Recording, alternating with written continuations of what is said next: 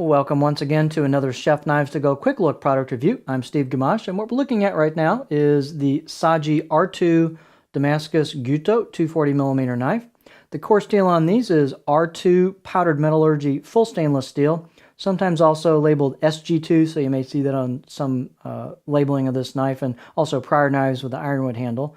The heat treat's about 64 plus is what Mark specs it on the site, so it's a high level of hardness on this core steel, which should translate into really good edge retention. The construction is a multi-layered Damascus soft stainless cladding on top of that R2 hard steel core. And it's got a dramatic effect. It's got etched effect to bring out those layers. So we'll take a close-up look at it, but it's a really dramatic effect. And the weight on these and the edge length and so on, the dimensions will vary a little bit from knife to knife, but this particular one's about 280 grams or 9.9 ounces. So it's got some serious heft, and a lot of that, excuse me, is in the handle. So the edge length is about 242 millimeters on this one, or about 9.5 inches, and the overall length on this is about 14.8 inches with the handle. The blades are fairly thin, so they're about 2.1-ish or so coming out of the handle. And then they don't have a lot of taper to them. So I measured this a number of points along the way, and about halfway around, it was about 2, and then it went up slightly, down slightly. So it's just depending on the hammering they're doing. You can almost feel it with your fingers. It's a little thinner right here, 1.9, then it comes back up, and then but it's basically around that 2-ish range, maybe plus range, all the way down till you hit the grind. And then it thins up at the very, very tip with the grind. So there's not a lot of continuous taper on it towards the tip. These are pretty generous on the blade height. This one's about 52-ish, 51.9. So they've got generous height. And the handle, we'll get a close-up look at it, but it's a black micarta handle, so very good, stable material. It's got a great, looks like a linen micarta to my eyes. It's got a really nice fit and finish on it. So let's take a close-up look at the blade itself. Get our beauty shot in there. So you've got hand sizzle kanji, and then you've got all those cool Damascus layers on this soft stainless cladding, and it's been etched so you can see that brings out the pattern. Where the grind starts, you can really see that super easily where the layers tighten up. That's where the grind is on the blade, where it starts thinning out towards the edge. And these get pretty thin at the very edge.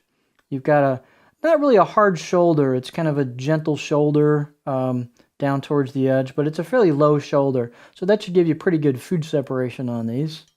I haven't used this. I can't tell you what the wedging's like, but it's a fairly smooth transition here between the shoulder and the blade face. It's a very well done grinds on this. You can see the profile right there.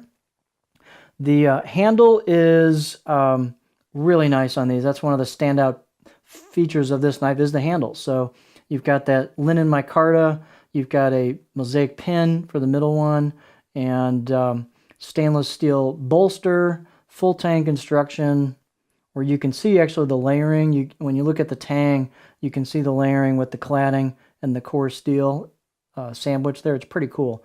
And again, great fit and finish on the handle. It's a little bit a little flatter and a little wider. So it's a little narrow this way and a little wide that way, but very, very comfortable. It should work for a variety of hand sizes. So it's not a big old meaty filled wide handle this way, but it's very smooth on the corners. It's just got a little hook here for your fingers. So this will work for quite a variety of hand sizes. It flows really smoothly into the curve of the choil here, so you can pinch this really nicely. You've got just a great crook there for your fingers, so it'd work for a racket grip, it'll work for a pinch grip. It's a pretty heavy handle, so even with that blade being pretty big, there's your balance point. But considering the size of the handle and the mass on the handle, that's not bad. So it's just slightly handle heavy with a pinch grip. If you bring your grip back, then it'll have a more neutral or blade heavy feel to it. So spine is polished a little bit, choil's polished a little bit, and relieved. So I'd say the out-of-the-box edge was a 5 out of 10, maybe 6. I stropped it on my jeans a little bit, and it tightened up the edge a little bit and would slice paper towels a little bit easier. So probably wouldn't need much, maybe a little stropping to kind of get the edge a little polished for you, and then maybe work at it before you decide to sharpen it. But it can definitely get sharper. than the out of the box. I'd say the grind is pretty close to 50-50 on this. Craftsmanship is fabulous. Let's look at the profile on the cutting board.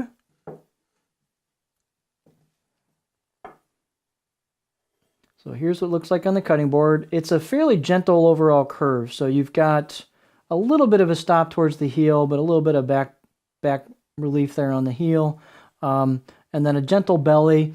It doesn't rock super high, but I can get pretty high on this one. Take that back. The petty didn't rock real high, but this one rocks pretty high, and it's a really butter smooth profile. So not a full-on chopper, but it should work really well for most techniques unless you're a pure chopper. Guillotine and glide, push cuts, pull cuts, rocking. Should work well for quite a variety of knife techniques. So there you have a beautifully crafted knife with a unique look, really high hardness core steel for long-lasting edge retention.